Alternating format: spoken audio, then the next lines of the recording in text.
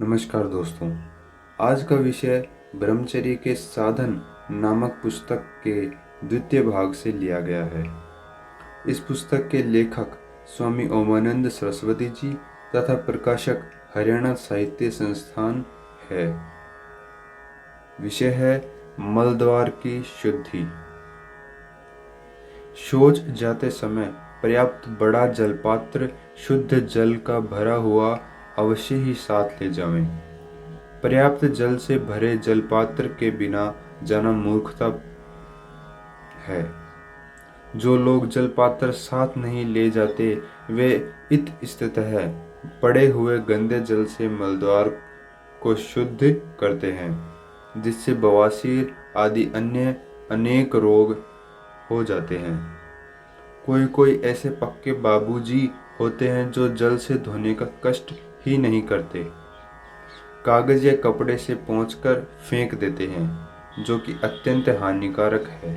शौच का मल त्याग करने के पश्चात जल से गुदद्वार को धोने की रीति सारे भारतवर्ष में प्रचलित है, किंतु बहुत थोड़े लोग हैं जो यथार्थ में मलद्वार की शुद्धि करना जानते हैं।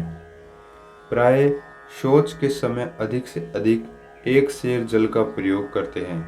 कोई कोई तो एक पाव जल से ही कार्य चला लेते हैं।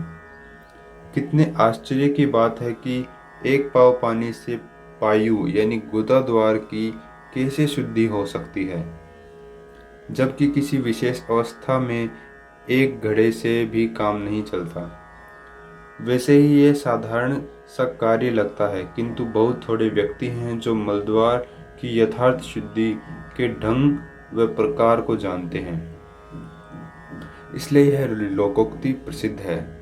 बुद्धिमान बना फिरता है, हक कर हाथ भी धोने नहीं आते। जब किसी की मूर्खता सिद्ध करनी हो तो इन शब्दों का प्रयोग किया जाता है जो अभी मैंने बोला। पाठक क्षमा करें, जो अधिक पढ़े लिखे हैं वे इस विषय में अधिक मूर्ख हैं। यदि मूर्खता के साक्षात दर्शन करना चाहो तो शहर के सभी परिवारों तथा कॉलेजों के छात्रवासों में प्रतिदिन हो सकते हैं। शहर में एक गृहस्थ का परिवार सारा का सारा एक गंदे तामलोट यानी जिसे कभी नहीं धोते न मिट्टी से मांजते हैं से वर्षों से चलता रहता है। इसी तरह कॉलेजों में छात्र इन धोने मांजने के कष्ट से बचने के लिए शीशे की बोतल का प्रयोग करते हैं, किंतु इस प्रकार के छोटी छोटी भूलों से उन्हें और अधिक कष्ट सहने पड़ते हैं। प्रमाद का अज्ञान ही इसका कारण है। लोग यह नहीं जानते कि गुदा मल से निकलने का मार्ग है, इसके रहने का स्थान नहीं। साधारण लोगों को इस बात का ज्ञान नहीं कि शौच के बाद गुदा के अंदर मल रह जाता है और गुदा को थोड़े से जल से केवल बाहर से धोने से दूर नहीं हो सकता और यही मल गुदा के अंदर पड़ा रह सकता है। इसी प्रकार बहुत समय तक प्रमाद व अज्ञान से शुद्धि न होने के कारण अर्श यानी बवासीर, नासूर और भगंदर जैसे भयंकर रोग उत्पन्न हो जाते हैं, जिनके आज संसार फंसा हुआ है जिनसे।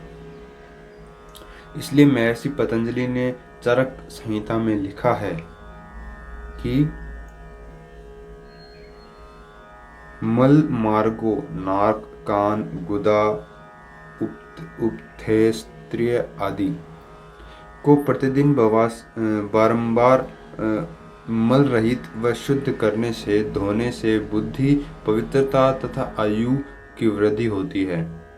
दरिद्रता, पाप तथा रोगों का नाश होता है। जब भी भारत में पाश्चात्य सभ्यता ने पग फैलाए थे तथा उस तक चरक के इस श्लोक की महिमा का लोगों को भलीभांति ज्ञान था।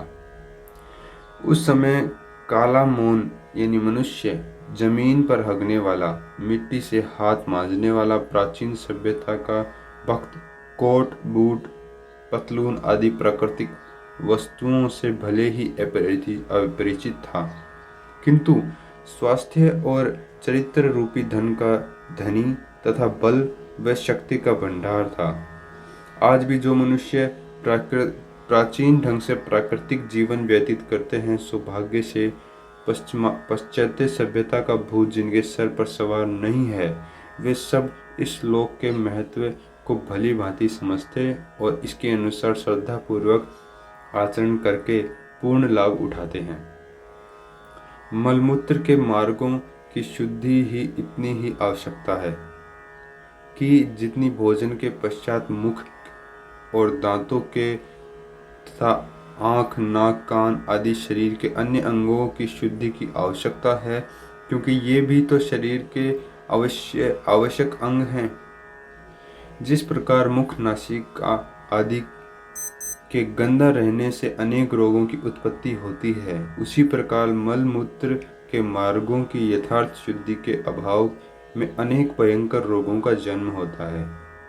इसलिए महर्षि चरक की आज्ञानुसार शौच के पश्चात गुदाद्वार की अंदर और बाहर से भली भांति जल आदि से शुद्धि करना अनिवार्य है। वीडियो अंत तक देखने के लिए आपका बहुत बहुत धन्यवाद।